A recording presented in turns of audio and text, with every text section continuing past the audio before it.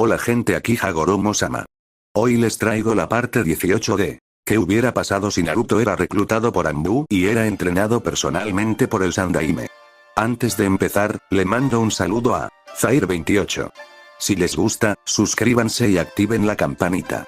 Capítulo 18. Kanoshi era una gran ciudad construida en una de las grandes llanuras de la Tierra del Fuego. Un caudaloso río, que traía agua de las cordilleras de la Tierra, fluía desde el noroeste y bordeaba la ciudad, trayendo consigo el comercio de las naciones occidentales. Pequeñas poblaciones se habían construido alrededor del río, impulsando la floreciente economía mercantil, y un flujo constante de carros y carruajes viajaba hacia y desde los muelles fluviales, transportando suministros y pasajeros. Ahora, los carros y carruajes se habían detenido. Las brillantes tiendas quedaron ocultas por enormes columnas de humo que se elevaban desde la capital del país del fuego y los pueblos aledaños, mientras grandes filas se agitaban sin control. Una barrera resplandeciente de color púrpura oscuro envolvía a Kanoshi, atrapando a sus habitantes mientras el ejército del revolucionario Kazuma iniciaba su ataque. Desde un punto estratégico a varios kilómetros de distancia, al borde del linde del bosque más cercano, los agentes de operaciones encubiertas, nombre en clave Equipo Spark, se encontraban agazapados en lo alto de las copas de los árboles. Todos vestían túnicas oscuras y máscaras plateadas sin rostro. Su líder, designado Sparky, sostenía unos binoculares y observaba el inicio de la guerra civil de la Tierra del Fuego con una silenciosa sensación de satisfacción. Había sido una misión difícil. El equipo Spark había contado con el apoyo de varios otros escuadrones al comienzo de la operación, pero ese apoyo disminuyó a medida que Konoha aumentaba sus patrullas y reforzaba su seguridad interna. Los demás equipos habían regresado a la aldea, dejando al equipo Spark atrás, en lo profundo de los bosques del país del fuego, a su suerte. Había sido difícil evitar las patrullas, recolectar suministros en los puntos de entrega cercanos y continuar con sus operaciones. Gran parte de su éxito se debió a uno de los mercenarios que Kazuma había contratado. El equipo Spark inicialmente desconfiaba del hombre de la máscara naranja, e incluso Spark IV, su mejor sensor, no había podido descifrar sus intenciones. Sin embargo, las extrañas técnicas y el conocimiento único del hombre permitieron al equipo Spark moverse por Konoha sin ser detectados. El mercenario también tenía contactos dentro de la cadena de mando logística, lo que les permitió llevar a cabo varias operaciones de falsa bandera exitosas que incriminaron al último protegido de Sarutobi. Kazuma estaba furioso, y su idea de un ejército de Jinchuriki era igual de descabellada. A Sparky eso no le importaba realmente. Sus órdenes nunca habían incluido la necesidad de que Kazuma ganara, siempre y cuando la revolución debilitara el país del fuego y Konoha en su conjunto. Las manos de Sparky brillaron, retorciéndose en un código silencioso y no verbal que solo él y su equipo conocían. Estado de Alpha y Bravo. Spark IV respondió. Bravo se ha alejado del objetivo prioritario, buscando el objetivo secundario, 3. Hizo una pausa, inclinando la cabeza hacia arriba. Su cabello castaño suelto se agitó con el viento detrás de su máscara. La ubicación de Alpha sigue siendo desconocida. Spark III respondió que para ellos, moviendo las manos rápidamente.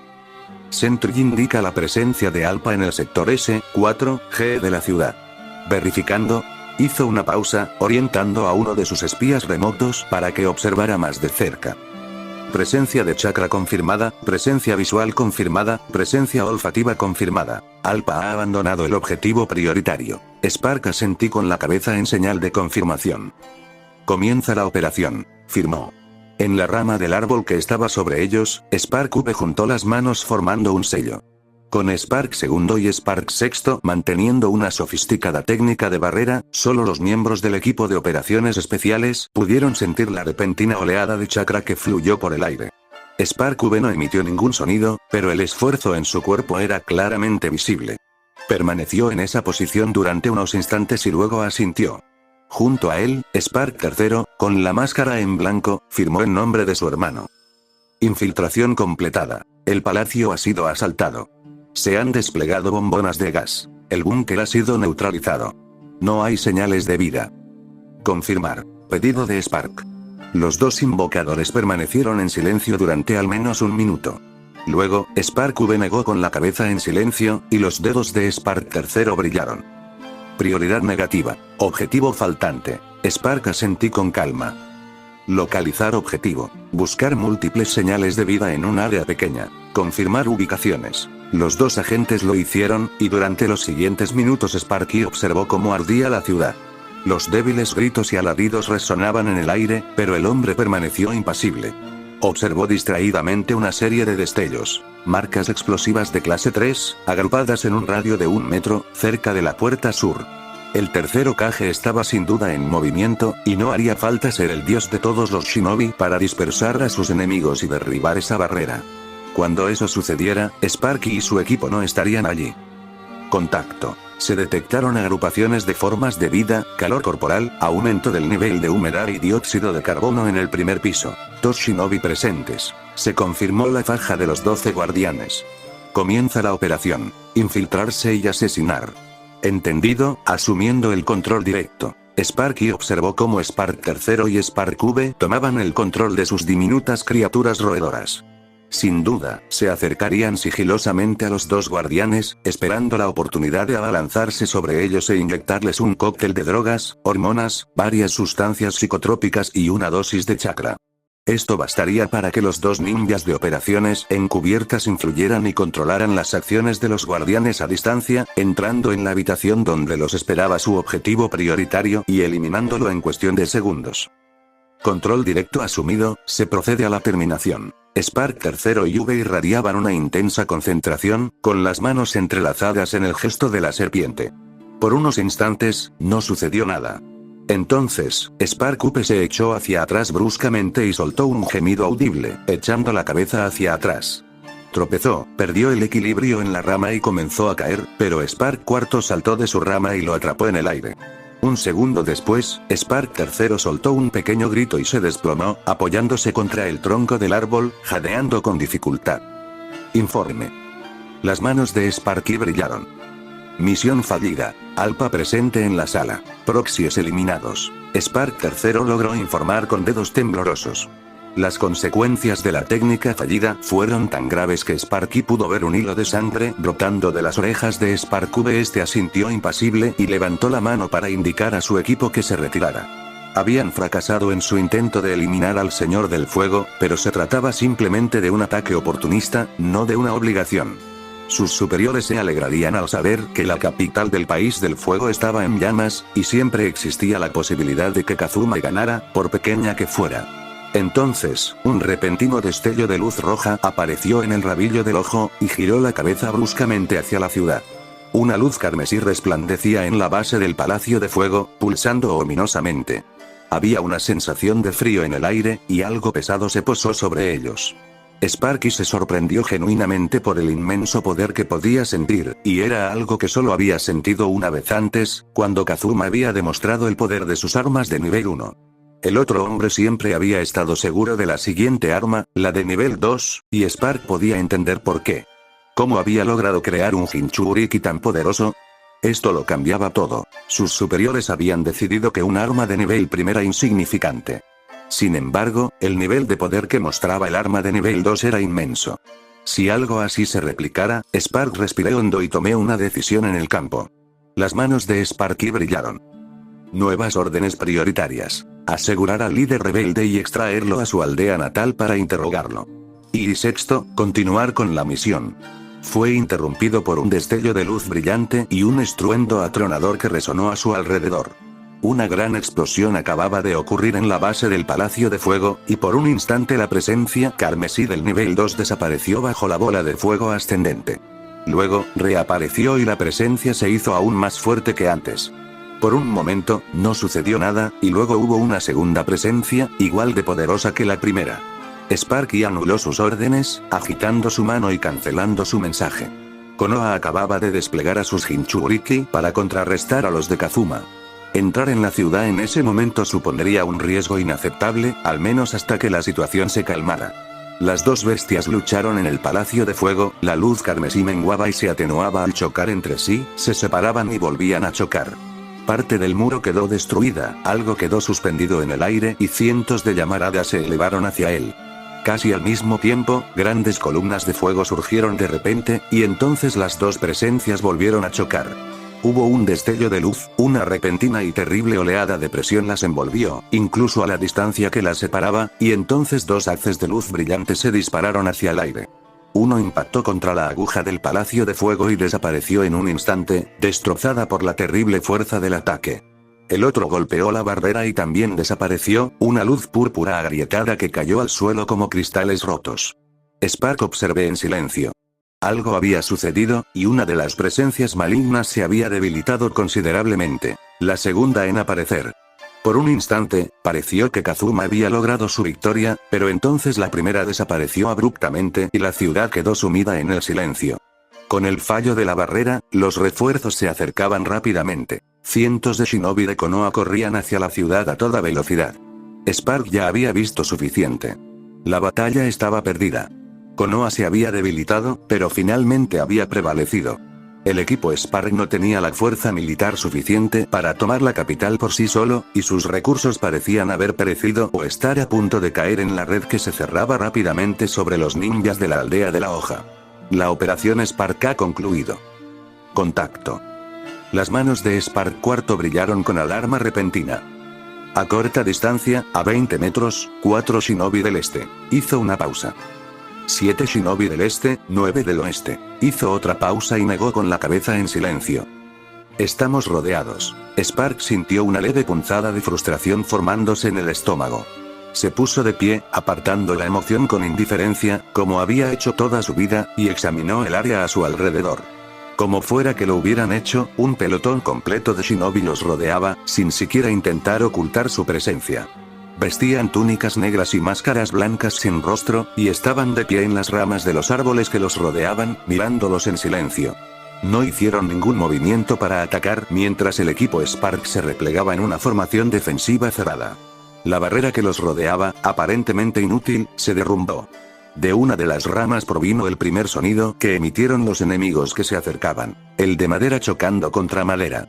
De entre las sombras emergió un anciano apoyado pesadamente en un bastón de madera. Llevaba el brazo vendado y pegado al pecho, y tiras de tela alrededor de la frente y sobre uno de los ojos. Permanecía de pie sobre la rama, observándolos con un ojo entrecerrado. «Así que ustedes son los que han estado jugando en mi patio trasero», dijo el anciano en voz baja. Una leve sonrisa asomó en sus labios. Claro que tenían que venir a observar el resultado de sus actos. Spark no me moví. Detrás de él, podía oír un leve zumbido de insectos moviéndose en la oscuridad, y las sombras proyectadas por la brillante luna se extendían lentamente. Deberían estar orgullosos, continuó el anciano. Sus operaciones fueron magistrales. Sacó una espada de la empuñadura de su bastón y les apuntó con la hoja reluciente. Luego, alzó la voz y se dirigió a sus hombres. Captúrenlos, vivos, si es posible. Sparky sabía lo que había que hacer. Sintió apenas una punzada de arrepentimiento al realizar un único sello con la mano en un instante, justo cuando los demás agentes se abalanzaban sobre ellos. Las sombras los envolvieron, inmovilizándolos, y de repente se vieron rodeados por una nebulosa esfera de insectos.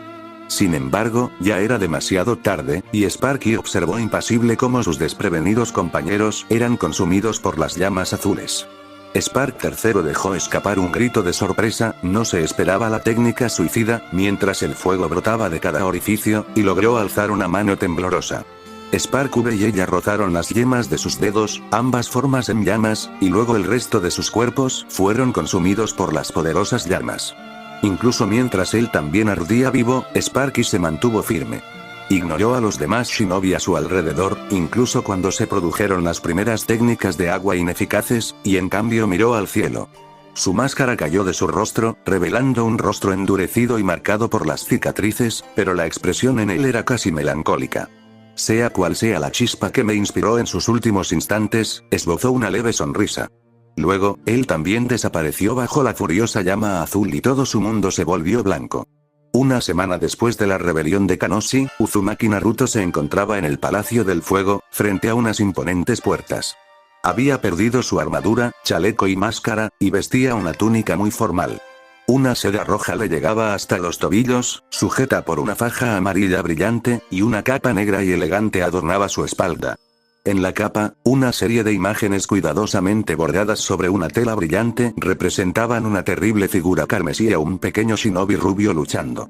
Naruto vestía entonces un atuendo que probablemente valía más que cualquier cosa que hubiera ganado en su vida. La seda del país del viento era agradable al tacto, pero aún así se sentía extremadamente incómodo. No ayudó que la verdadera batalla contra el falso Jinchuriki no se pareciera en nada a la que aparecía en su capa, ni a la del gran tapiz en el que las costureras y los sirvientes habían estado trabajando toda la semana. Aún así, Naruto sabía que era mejor no decir nada cuando le presentaron la ropa como regalo del mismísimo Señor del Fuego. El joven Anbu rubio permanecía allí impasible. Dos de los guardianes supervivientes, los que habían regresado con el hijo del Señor del Fuego, lo flanqueaban, ya fuera protegiéndolo de los demás o protegiendo a los demás de él. Un grupo de sirvientes y asistentes lo rodeaban. Sus túnicas marrones, de un color apagado, contrastaban bastante con su propia ropa, y se afanaban por atenderlo, apartándole el cabello, alisándole las túnicas y, en general, rozándolo. Estaban demasiado cerca, y Naruto resistió sus instintos bien desarrollados, que insistían en que debía retirarse, y posiblemente bombardearlos a todos con una técnica de fuego. Había pasado una semana desde el intento de golpe de estado de Kazuma, y Naruto, lamentablemente, había estado inconsciente durante la mayor parte del desenlace. La batalla contra el falso Jinchuriki había sido agotadora, y solo había despertado 3 días después bajo la atenta mirada de Jiraiya y Tsunade. Esta última había estado allí para atender sus necesidades médicas, y el primero para inspeccionar su sello. Su transformación en lo que Jiraiya llamaba una forma Jinchuriki versión 2 se había mantenido en secreto en la medida de lo posible, pero aún así, el tercer Hokage estaba lo suficientemente preocupado por la estabilidad del sello como para llamar al mejor experto en sellos de Konoha. Jiraiya lo había examinado durante media hora, palpando el estómago descubierto de Naruto y tarareando pensativo de vez en cuando. Naruto lo había soportado con estoicismo, pero aún así se sintió aliviado cuando Jiraiya proclamó que no había nada de qué preocuparse, aunque la breve expresión de su rostro hizo que Naruto pensara que el hombre de pelo blanco y puntiagudo había querido añadir un todavía al final de su frase. Con la muerte inesperada de Kazuma y la caída de su falso Jinchuriki unos 5 minutos después, el resto de la rebelión resultó bastante decepcionante. Los refuerzos de Konoha llegaron rápidamente desde sus posiciones y, tras la caída de la barrera, entraron en la ciudad en masa. Cualquier técnica de manipulación o médica que le hubiera permitido a Kazuma reunir un ejército de cadáveres no fue rival para los shinobi experimentados, quienes los abatieron con facilidad. Al parecer, la técnica tenía un límite de tiempo, pues al amanecer del día siguiente todos los cadáveres se habían desintegrado en montones de tierra, ceniza y papel desmoronado. Algunos de los falsos Jinchuriki habían causado problemas. Los jóvenes dementes, vestidos con túnicas carmesí, que vagaban por la ciudad, lucharon hasta la muerte. No se comunicaban entre sí y atacaban con la ferocidad de un animal salvaje. Hubo heridos e incluso un par de muertos. Un escuadrón Chunin se topó por error con una casa donde se encontraban 2 de ellos, y para cuando llegaron los refuerzos, 15 hombres y mujeres habían muerto. Sin embargo, también cayeron al final. Los demás ninjas de la aldea de la hoja descubrieron sobre ellos lo que Naruto había descubierto. A pesar de su agresividad y poder, los falsos Jinchuriki eran, en última instancia, descoordinados y fáciles de confundir y engañar. Fueron neutralizados en la primera hora, y sus pequeños y maltrechos cuerpos fueron recogidos para su análisis. Las bajas entre los ninjas habían sido bajas. Las bajas civiles habían sido altas. Muchos fueron asesinados en sus hogares, destrozados por criaturas y construcciones mucho más poderosas que ellos. No tuvieron ninguna oportunidad. Los falsos Jinchuriki estaban demasiado locos para razonar con ellos, y los muertos vivientes no mostraron remordimiento alguno al acabar con todo aquel que se interponía en su camino. El número de muertos ascendió fácilmente a miles. Por supuesto, como el Señor del Fuego les había dicho a sus consejeros, nadie importante había muerto, así que realmente no importaba. No importaba que el Señor del Fuego y el Hokage, los dos encargados de proteger a los ciudadanos del País del Fuego, los hubieran usado como cebo. No importaba que los hubieran abandonado a su suerte, dejando morir a una ciudad llena de hombres, mujeres y niños que distraían y ralentizaban al enemigo en su avance. Naruto le echó un vistazo al Señor del Fuego, a su peculiar sonrisa y a ese estúpido abanico, y juró no subestimar jamás la crueldad de aquel hombre. Por muy excéntrico que fuera, o al menos lo pareciera, albergaba una vena cruel, y aunque era el shinobi favorito de la Corte del Fuego, Sarutobi le había advertido una y otra vez que los caprichos de la nobleza eran volubles y nunca se debía confiar en ellos. Sintió una oleada de ira al oír al Señor del Fuego hablando tranquilamente con sus consejeros junto a su mesita de noche, y apretó los puños bajo las mantas. No se reflejó en su rostro mientras reprimía la ira y el asco, pero se sorprendió brevemente al ver que el sonido de las cadenas no lo perturbaba. Lo que fuera que hubiera ocurrido esa noche, había debilitado o vaciado su interior. No era una sensación agradable, sino más bien un vacío profundo. Ese vacío se llenó rápidamente con una cruel sensación de satisfacción cuando Sarutobi describió el destino del equipo de operaciones encubiertas que se había cruzado en su camino tantas veces. Un equipo especial de infiltrados altamente entrenados, Sarutobi no especificó quiénes eran, había establecido puestos de observación alrededor de la ciudad y había localizado al equipo enemigo que vigilaba la rebelión. Al ser confrontados y acorralados, se suicidaron con una poderosa técnica, muriendo calcinados en cuestión de segundos. La desventaja era que quizás nunca sabrían quién los había enviado. Quizás los análisis del cuerpo de Kazuma podrían esclarecer algo.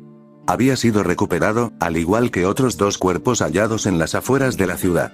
A juzgar por su equipo y pergaminos, ellos habían sido los responsables de la creación de las técnicas de barrera y la coordinación de los muertos vivientes. Murieron de un solo golpe mortal, y toda la evidencia, junto con la falta de resistencia aparente, indicaba que los 2 shinobi conocían a su atacante. Naruto sabía quién había sido el responsable. Tobi, fuera quien fuese, había sido el responsable de todo aquello. No entendía bien por qué, pero le había contado a Sarutobi todo lo que el hombre de la máscara naranja había dicho. Cuando llegó el último mensaje de Tobi al tercer Hokage, Naruto observó cómo el anciano retrocedía visiblemente tambaleándose. El Hokage parecía atónito, incluso aturdido, mientras se apoyaba en la mesa, con la boca entreabierta por la sorpresa. Su rostro reflejaba una miríada de emociones: desesperación, conmoción, ira, y una repentina claridad que hizo que el anciano se enderezara y apretara los labios, exhalando ruidosamente. Independientemente de quién fuera Tobi y de la veracidad de su afirmación, acababa de ganarse la enemistad del tercer Hokage. Muy pocos de los que ostentaban ese estatus solían sobrevivir mucho tiempo. Naruto fue interrumpido por el crujido de unas puertas. Un muchacho, apenas salido de la adolescencia y vestido con finas túnicas blancas, asomó la cabeza. «Por favor, pase, Uzumaki-sama», dijo nerviosamente, y luego desapareció antes de que Naruto pudiera responder. Naruto se enderezó cuando los sirvientes lo dejaron, haciendo una reverencia y murmurando. Los 2 guardianes abrieron las puertas de golpe, con rostros impasibles y sus fajas carmesí brillando bajo la luz, y se hicieron a un lado mientras Naruto entraba. Había entrado en una gran sala. Una alfombra roja se extendía desde la puerta hasta el frente. Grandes mesas de madera pulida se habían colocado a un lado de la sala, y una gran multitud de hombres, mujeres y niños permanecía allí. Vestían túnicas de la nobleza. Los hombres eran bastante corpulentos, las mujeres delgadas y con mucho maquillaje, y los niños tenían los ojos brillantes. Lo miraron fijamente mientras pasaba, sus pasos resonando con fuerza en la silenciosa sala. Al frente de la sala había una escalinata. En lo alto de la escalinata se encontraba una gran mesa, y frente a ella estaban algunas de las personas más importantes del País del Fuego. A la izquierda se encontraba el tercer Hokage, ataviado con su túnica ceremonial roja y blanca, flanqueado por Mitokado Omura y Utatane Koharu. A la derecha estaba Akiko, rodeada por 2 de sus damas de compañía, y detrás de ella, media docena de nobles. Naruto distinguió a Lord Shinji entre ellos. El hombre corpulento asintió con aprobación al acercarse Naruto. El Señor del Fuego encabezaba el grupo.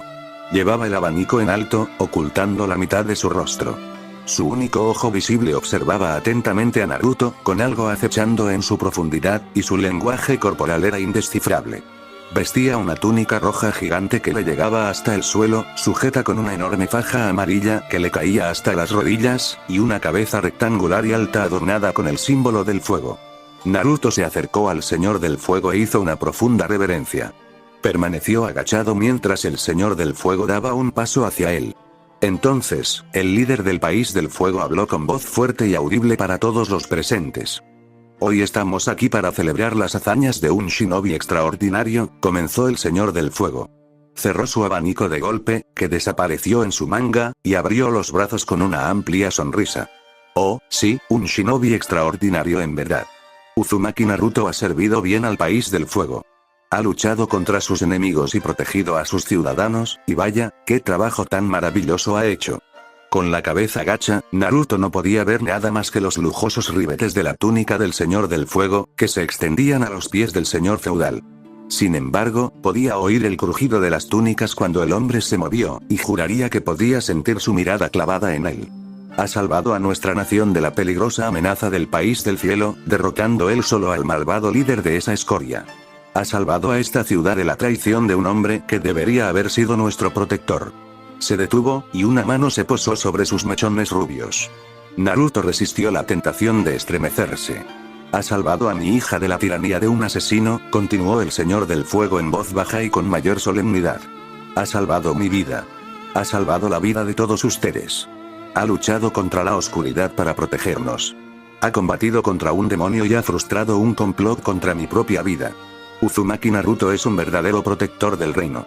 Hubo un breve silencio. Entonces, alguien detrás de él comenzó a aplaudir. Primero uno, luego dos, después una docena, y luego cientos de hombres, mujeres y niños aplaudiendo resonaron en la gran sala. A pesar de todos los aplausos, nadie emitió ningún otro sonido. La presión sobre su cabeza desapareció cuando el Señor del Fuego levantó la mano. «Levántate, Uzumaki Naruto», ordenó. Naruto se enderezó y se quedó allí, con la mirada fija en un punto del muro tras el Señor del Fuego. Cientos de ojos lo observaban y no le gustaba. Sin embargo, era su deber resistir, así que hizo lo que siempre hacía y obedeció. Naruto es un verdadero shinobi. Es la personificación de la voluntad de fuego. Protegerá la tierra del fuego mientras viva, exclamó el Señor del Fuego. Una sonrisa pícara se dibujó en su rostro, y se le veía claramente complacido cuando los nobles aplaudieron de nuevo a Naruto. Entonces, alzó las manos y el público guardó silencio al instante. Por sus acciones aquí y su impecable historial de servicio durante los últimos 7 años, le regaló a Uzumaki Naruto un proverbio, continuó el Señor del Fuego. Se hinchó y le dio una palmadita en la cabeza a Naruto casi como si el shinobi rubio fuera un perro. Sus amigos lo llaman la mano derecha de Dios. Sus enemigos no lo llaman nada, porque todos están muertos. Oh, oh, oh, oh. Él se rió, y muchos de los demás nobles rieron cortésmente. Sin embargo, aquellos lo suficientemente insensatos como para desafiar de nuevo a la Tierra del Fuego, primero tendrán que enfrentarse a nuestros protectores. Bramó el Señor del Fuego.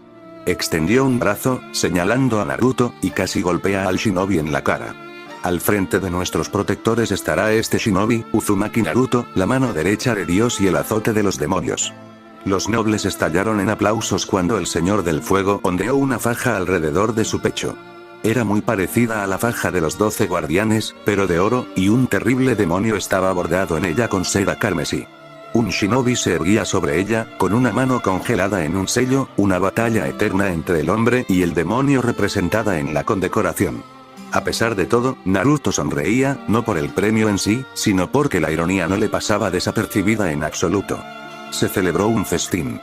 Las mesas fueron llevadas al centro de la sala y los sirvientes y asistentes salieron de las cocinas con bandejas y platos repletos de manjares exquisitos, especias exóticas y copas y jarras de los mejores vinos. Naruto se sentó a la derecha del Señor del Fuego, mientras que el tercer Hokage se sentó a la izquierda, y los dos poderosos hombres conversaron animadamente mientras bebían vino.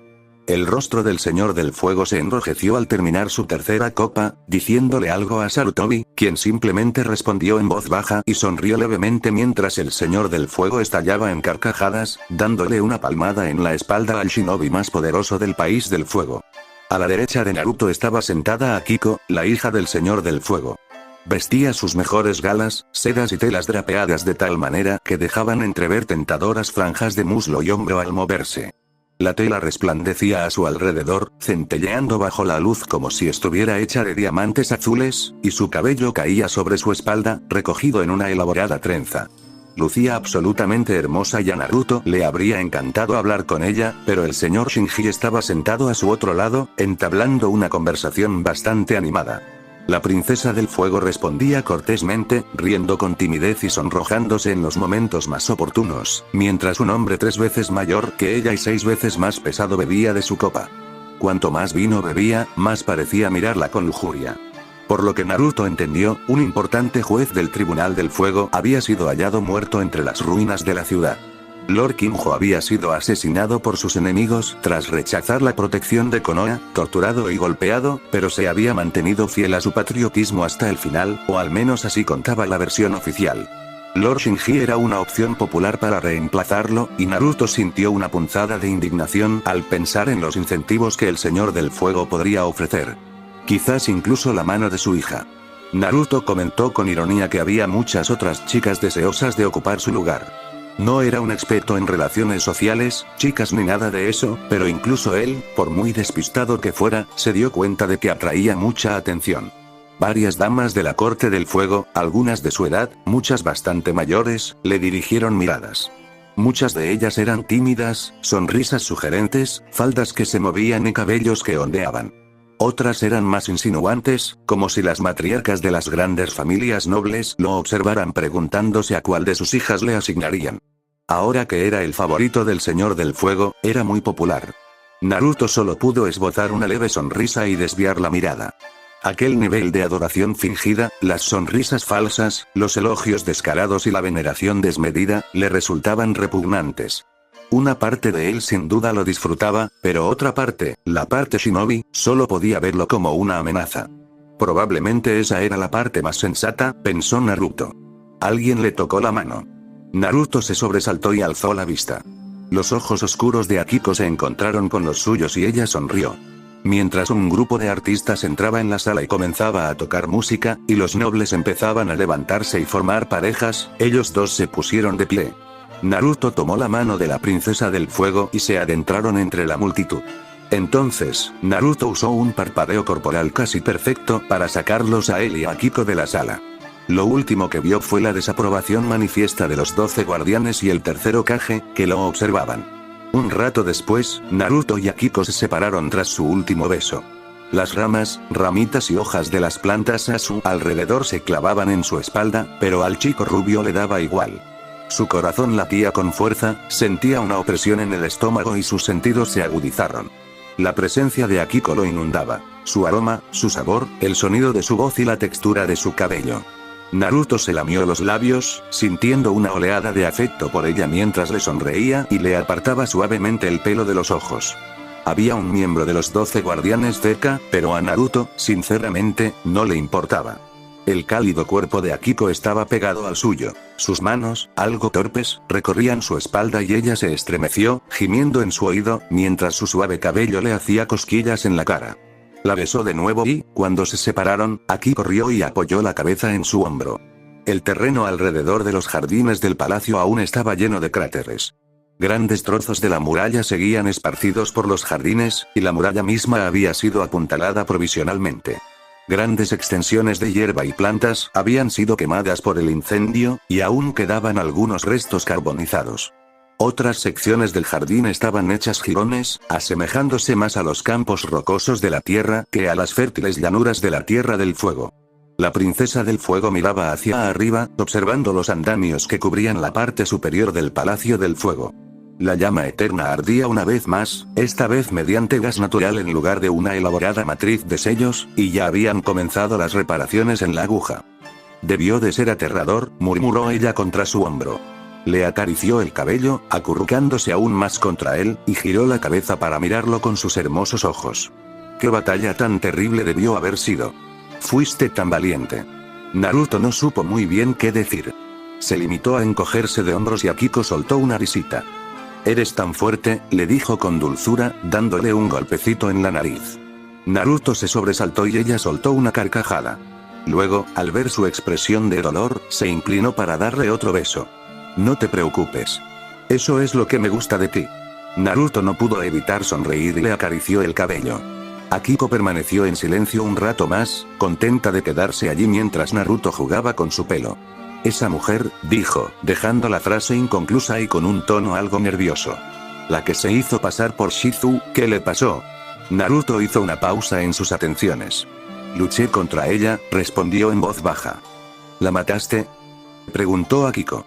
Lo miró fijamente, con una expresión de total sinceridad. Ante la mirada impasible de Naruto, exhaló un suspiro tembloroso. Oh, susurró. Bajó las manos hasta su regazo y se zafó del agarre de Naruto. Con la cabeza gacha, Naruto sintió de repente temor de haberla ofendido. Entonces, apretó los puños, apretando la tela de sus muslos, y volvió a mirarlo. En su rostro apareció una expresión fugaz, algo cruel y peligroso, y Naruto recordó de golpe quién era su padre. Bien, susurró con voz sombría.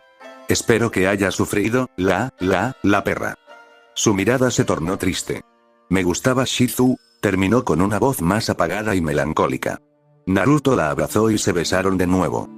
¿De verdad luchaste contra un demonio?, preguntó Akiko entre besos. ¿Un demonio de verdad? Naruto asintió y señaló la aguja. Eso fue lo que hizo, murmuró con voz ronca. ¿O fue él quien lo hizo? Su mente, nublada por las hormonas, no podía recordarlo en ese momento. Si un genin hubiera decidido asesinarlo en ese instante, probablemente habría sido un blanco fácil, pero los labios de Akiko se estrellaron contra los suyos con más avidez que antes y a él realmente no le importó. «Eres tan fuerte, Naruto», exclamó Akiko, recuperando el aliento. Tenía la mano enredada en su cabello, tirando de él con fuerza, y había colocado la mano de él en su espalda baja. «Eres tan fuerte». Naruto pensó en las cadenas, en la oscuridad y en los ojos del zorro demonio de 9 colas. «En realidad no», murmuró. Se echó hacia atrás y se dejó caer de espaldas. Akiko se unió a él y se quedaron mirando las estrellas. «¿Cuándo te vas?», preguntó Akiko en voz baja mientras se acurrucaba a su lado. Debió de ser una escena ridícula. Una adolescente, casi fuera de la adolescencia, envolviendo su cuerpo alrededor de un chico que estaba entrando en la suya. «Mañana», respondió Naruto con pereza. Respiró hondo, tentado de quedarse allí tumbado y dormir con aquella chica cálida a su lado. Antes de que salga el sol. «¿Volveré a verte?», preguntó Akiko, con un tono aún más suave que antes. Su voz tembló un poco y Naruto giró la cabeza para mirarla. «Por supuesto», le aseguró Naruto rápidamente. «No te librarás de mí tan fácilmente». Akiko parecía contenta. «Quizás te pida que me ayudes en una misión», bromeó con una risita. «Puedes ayudarme con las compras y entretenernos a mis amigas y a mí. Seguro que sabes un montón de trucos». Naruto sonrió levemente. «Mi equipo solo realiza misiones especiales», respondió. «¿Cómo qué?». «Cosas peligrosas», respondió Naruto. «Cosas secretas que no puedo contarte». Naruto se sintió bastante orgulloso de haber dicho eso, y apreció la mirada de asombro y admiración que le dirigió Akiko. Tenía los ojos muy abiertos, las pupilas dilatadas, y respiró hondo, con el pecho oprimido. Naruto sonrió, y ella le devolvió la sonrisa con picardía, atrayéndolo hacia sí y sumergiéndolo en otro beso. Naruto y Sarutobi partieron de la capital muy temprano por la mañana, antes incluso de que saliera el sol. Iban acompañados por un escuadrón de la guardia Jonin, más por formalidad que por otra cosa, dada la gran cantidad de shinobi presentes en la región. Regresaron a Konoha a tiempo y entraron por las puertas de la aldea justo cuando comenzaba a amanecer. Normalmente, solo los madrugadores estarían despiertos a esas horas, atendiendo las panaderías y repartiendo leche, pero cuando el grupo de shinobi entró en la aldea, fueron recibidos por una gran multitud. Hombres y mujeres, ninjas y civiles, se agolpaban en las calles mientras el grupo pasaba a pie. El tercer Hokage llevaba su sombrero, cuyos ojos casi desaparecían bajo el borde, y Naruto caminaba a su derecha. Al pasar, la multitud vitoreaba y aplaudía, gritando alabanzas y aclamaciones. Muchos ninjas inclinaron la cabeza respetuosamente, y Naruto se sorprendió al ver que lo hacían en honor a él. Entonces, el tercer Hokage aceleró bruscamente, dejando atrás a Naruto, mientras la multitud seguía aplaudiendo y vitoreando. Tenía los ojos muy abiertos y el corazón le latía con fuerza. Una sonrisa involuntaria apareció en su rostro al darse cuenta de que todos estaban allí para verlo a él. No al Hokage, sino a él. Se irguió, complacido por el reconocimiento, orgulloso de ser reconocido por su aldea. Comparado con los nobles de la Corte del Fuego, esto era mucho más honesto y sincero, y Naruto se sintió como si tuviera 6 años otra vez mientras sonreía radiante de felicidad. Su buen humor no terminó ahí, ya que llegó a la oficina del Hokage. El tercer Hokage estaba sentado detrás de su escritorio, mientras el resto del equipo Sigma lo rodeaba. Al entrar, todos se pusieron firmes e inclinaron la cabeza. Naruto se detuvo, observándolos mientras se incorporaban. Hyuga los saludó con una amplia sonrisa, y Daichi sonrió. Kage asintió levemente, pero con un gesto significativo. Komachi inclinó la cabeza respetuosamente y Towa le hizo un gesto de aprobación con el pulgar. Sasuke se quedó allí, puso los ojos en blanco, resopló y desvió la mirada, pero una leve sonrisa se dibujó en su rostro. El tercer Hokage se aclaró la garganta. No tenemos tiempo para más holgazanerías, Naruto, lo reprendió con suavidad. Has sido oficialmente restituido como capitán del equipo Sigma. El país del fuego está en un caos ahora mismo, y necesitamos a todos los shinobi del equipo. Hizo una pausa, y luego las comisuras de sus labios se curvaron. Aprobación. Elogio. Reconocimiento. Ponte a trabajar, Naruto, espetó Sarutobi un segundo después. El momento había pasado, pero no se había olvidado. Naruto saludó militarmente, colocándose la máscara en el rostro. Contaba con el respeto de todo el pueblo. Contaba con el reconocimiento del tribunal feudal. Recuperó a su equipo. Las cosas pintaban bien. Fin del capítulo, espero que les haya gustado, suscríbanse y activen la campanita.